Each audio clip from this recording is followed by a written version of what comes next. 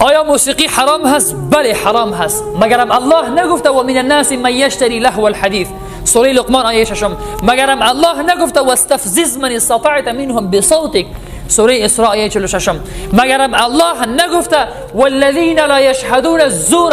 سوره فرقان آیه 72. ابن عباس رضی الله عنه مفسر قرآن حبر امت میفرماید واستفزز من استطعت منهم بصوتك. معارف القرآن می آورد در زیر آیت میگوید صدای موسیقی صدای شیطان هست. آیا کدام روز شما دیدین که شیطان صدا بکنه بگه این صدای ما هست؟ آیا کدام روز شیطان خودش اعلان کرده که صدای ما هست؟ نه خیر، قرآن بر ما میفرماید، قرآن بر ما اعلان میکنه، میگه صدای شیطان هست، موسیقی صدای شیطان هست. الله سبحانه و تعالی میفرماید و من الناس من یشتری لهو الحدیث. بعضی انسان ها من تبعیضیه هست، خصوصیاتشان اینه که لهو حدیث را میخرن، پول میدهن، سازنده را از جاهای دور میآورن، تمام شب گرد اونها مردم را جمع میکنن و بر اینها پول خود را مصرف میکنن. پول میده از کامپیوتر موسیقی را خریداری میکنه، پول میده توسط آنها آلات موسیقی را میخره. قرآن چقدر زیبا میگه، قرآن چقدر شفر زیبا را برای ما بیان میکنه و در آخر آیه میگه اولئک لهم عذاب مهین، برشان عذاب درناک هست برای اشخاص. الله سبحانه و تعالی رحم بکنه برای امت مسلمه.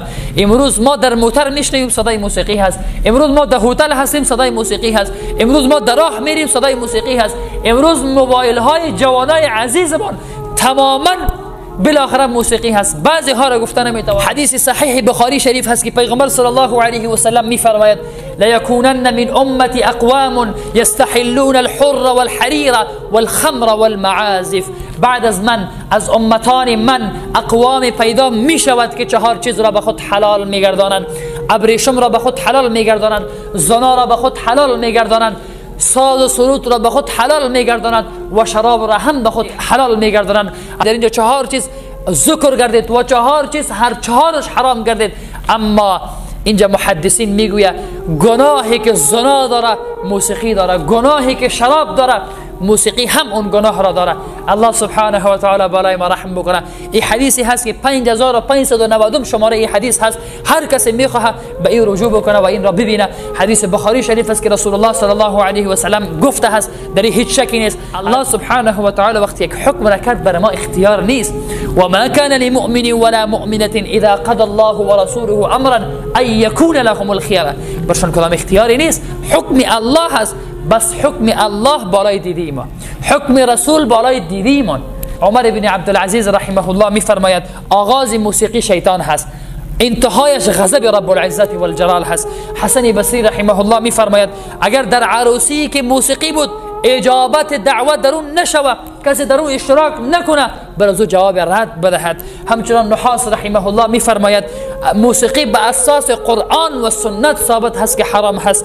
تبری رحمه الله میفرماید علمای تمام امت مسلمه، علمای تمام اسلام اجماع به این داره که موسیقی حرام هست، قطعا حرام می باشه. عزیزان گرامی، امام ابو حنیفه رحمت الله علیه، اینجا میخواهم اقوال 4 ائمه بزرگوار براتون هم اشاره بکنم. امام ابو حنیفه رحمت الله علیه میگه شخصی که موسیقی میشنوه او فاسق هست، شهادت وی قبول نمی شود. امام مالک رحمه الله میفرماید کسی که موسیقی میشنوه او بیعقل هست و اجماع امت به این که علما صلحا برای جنازه وی اشتراک نکنه. الله اکبر، چقدر گناه بزرگی هست عزیزان گرامی. نظر امام شافعی رحمت الله علیه میگه اصحاب وی به تحریم موسیقی اجماع کردن و تصریح دارن که از الله و رسول ثابت شده که باید موسیقی شنویدن نشوه و گناه بزرگ هست. نظر امام احمد بن حنبل اینه که عبدالله پسر وی پرسان میکنه و همون نظر امام مالک رحمه الله اشاره میکنه، میگه بیعقلا ای کار میکنه، کسانی ای کار میکنه که از راه الله و رسول منحرفن، بیعقلن و صلحای امت نمیتوانند به جنازه و اشتراک بکنند. حدیث پیغمبر صلی الله علیه و سلم هست صوتان ملعونان، صوت مزمار عند نعمه و صوت عند مصیبه. 2 صدا را الله سبحانه و تعالی لعنت کرده، صدای موسیقی و صدایی که در وقت مرگ و موت بلند می شود. عزیزان گرامی، وقتی صدایی را که الله لعنت کرده باشد تو چطور را در جیب خود نگاه میکنی؟ صدایی را که الله لعنت کرده باشد تو چطور در تلفن خود نگاه میکنی؟ عزیزی من آگاه شو، صدایی را که الله لعنت کرده تو چطور در خانه خود جای میدهی؟ از الله باید اطاعت بکنیم، حکم الله برای دیده ما هست. چیزی که براتون بیان بکنم از شریعت اسلامی فقط دف و دایره یا هم کف زدن از زیر شریعت کدام ممنوعیتی نداره. حدیث هست در این مورد، حدیث ام المؤمنین به عایشه صدیقه هست که رسول الله صلی الله علیه و سلم دف و دایره را و اون هم در محافل خوشی اجازه داده و اون هم برای زنها جایز داده که باید خلط نباشه، مرد و زن یک جایی باشه، بالاخره این صورت بگیره. فقط مختص برای زنها است.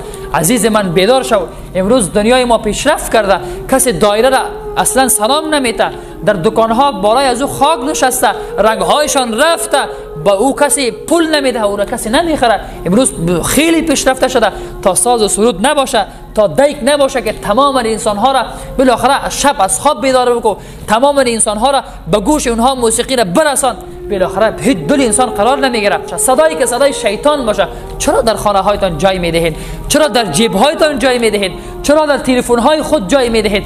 چرا در پوشه های مخفی جایگزین میکنید؟ اونها را دلیت بکنید تا الله و رسول شما خوشحال شود. محترمان عزیز، جوان عزیز، اگر اینجا هستی صدای مرا میشنوی، اگر در هر جای هستی، این عمل فعلا فی الحال وقتی از این مسجد خارج شدی داخل تلفنت شو، همه چیزایی که مزخرف است بشو، الله را ازت خوشحال بساز.